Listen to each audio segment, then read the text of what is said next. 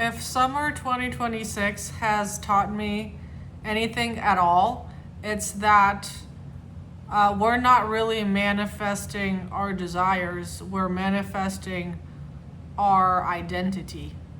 And what I mean by that is you can want something desperately all you want all day long, and it can be an all consuming thought, and it can be like your most burning desire ever, but you're not going to get it until your identity aligns with that desire. And so that's what I mean when I say that we are manifesting our identity. We're not really manifesting our desire, because your identity is essentially your I am, right? It's your self-concept. It's not just how you see yourself, but also how you see the world around you. And once you change your identity, everything else kind of like starts changing, starts being upgraded on autopilot. And once your identity gets upgraded, then you're automatically going to have a new way of thinking. Like your thoughts are going to change, and the way that you think is going to change. That certainly happened to me. The way that you feel about yourself and the way that you feel about the world and other people is going to change. That's going to cause your behavior to change and your actions to change, the way you show up in the world to change. You're just going to behave differently in the world, which makes sense, because if you have a new identity and you think differently and you feel differently, that's going to lead to new ways of behaving in the world, and you're not going to make the same decisions that you've made before because you have a new identity. And then over time, those new ways of thinking, the new ways of feeling, and the new ways of behaving will eventually become your new dominant personality. And once your new personality becomes set in stone, that will change your experienced reality, or like the reality that you have access to moving forward. But it all starts with your identity. And so your identity is extremely important because it's the cause for everything else. I mean, yes, the desire is important, and yes, the desire comes before the identity, right? Like you first want something, and then you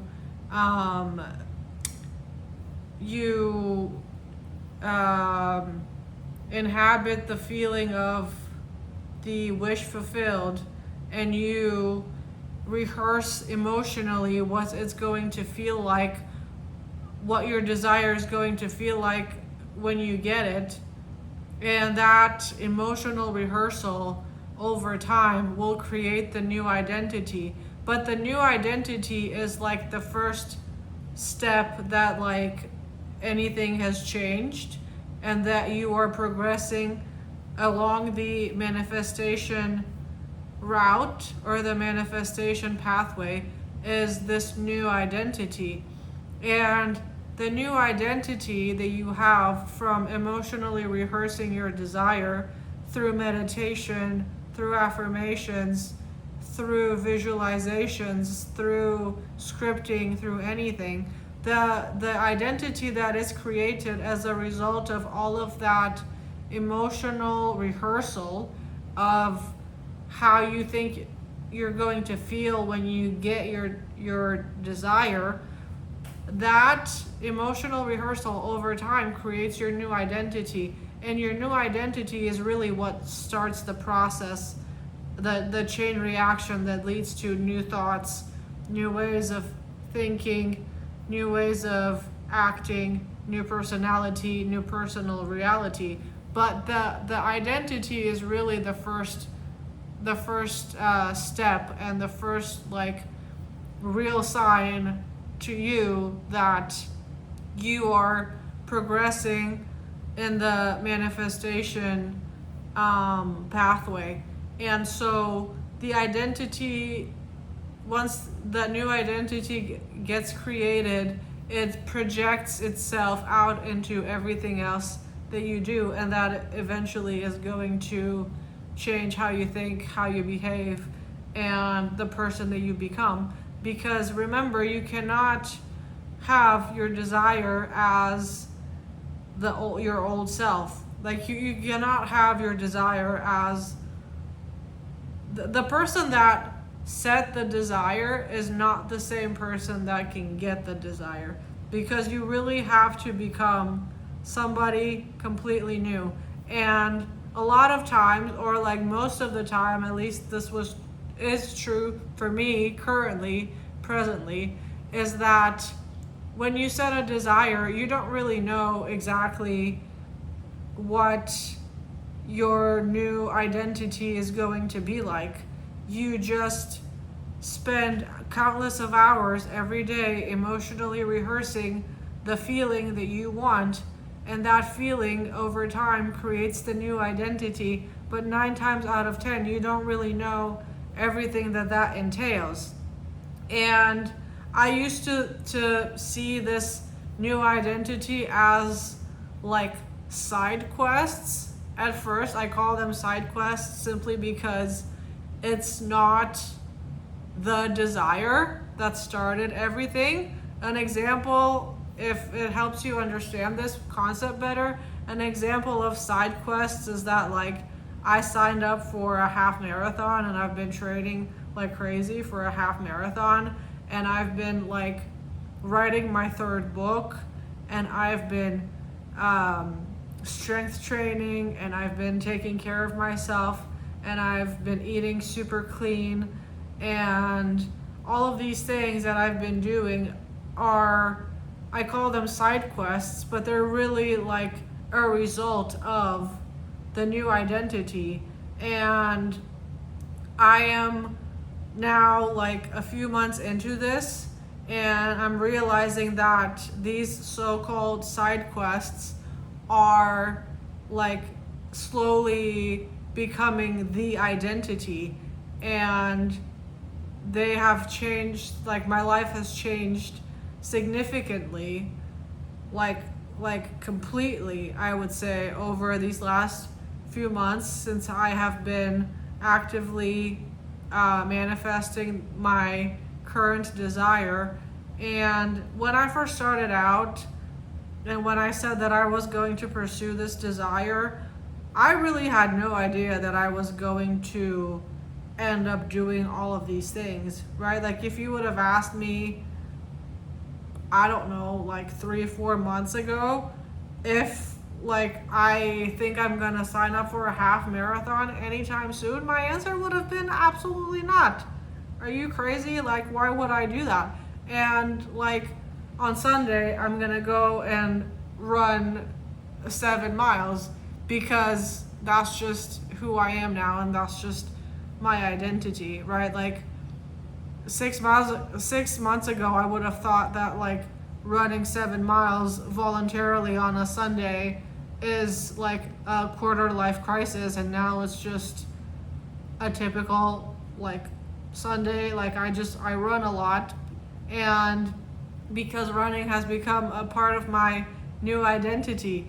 And so these side quests, or these like new parts of my identity that have been coming through in this summer of 2026, I really had no idea that it was going to change my life as much as it did, but it has changed. And when I first started on the process, I had no idea that like my life would change this dramatically, but it definitely has.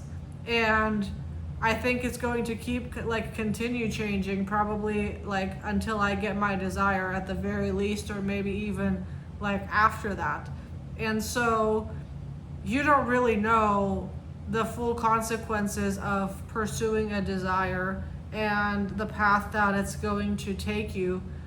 But it's very interesting to see your life change in such a short amount of time, and the way that your identity gets projected out into the world, and you slowly become a different person day after day because you are pursuing this desire. And a few months down the road you look back and you're like, whoa, my life has changed dramatically, and I don't even have the thing yet. And so I think that identity can change your life in really, really big, unexpected ways that you couldn't have possibly predicted in your wildest dreams. But you kind of have to go with it, because you have to become somebody new in order to get your desire. You cannot get your desire as your old self. Like I said, the person that has the desire and has agreed to pursue this desire is not the same person that can get the desire. And for example, like let's say if your desire is having $1 million, right? Like mine is not that. But let's say that it is, right? The person that decides, okay, I want $1 million, is not the same person that can make $1 million, because a lot of things have to change for you to get over here. And you have to go on all of these little side quests that will eventually get you here, but your whole life is going to change in between these two time points. And it's a wild ride, but if the desire is strong enough and you believe in it deeply enough, it can truly take you on a wild ride, and it can truly change your life, and in a very short period of time too, right? Like this is not going to take 6 years. You're going to see big changes within a few months tops. And so if this video was interesting to you and these kinds of topics are interesting to you, then I definitely would recommend my book. It's called Mastering the Middle. And this book is about basically what we talked about in this video. There is a gap between the person that sets a desire and the person that gets the desire. And I call this gap the middle. I refer to it as the middle, the space in between these two things. And this book is a guide of what to do between the time that you set your desire and the time that you get your desire in the real world. Because the middle is not a passive time where you sit around and wait for things to change. The middle is a very active time in our lives, and there's a lot of things happening, and this book kind of walks you through the process and guides you through it, so that you don't get distracted and that you don't go on detours, and you kind of know what to expect. And so if that sounds interesting to you, then I will leave the link for the book in the description box below.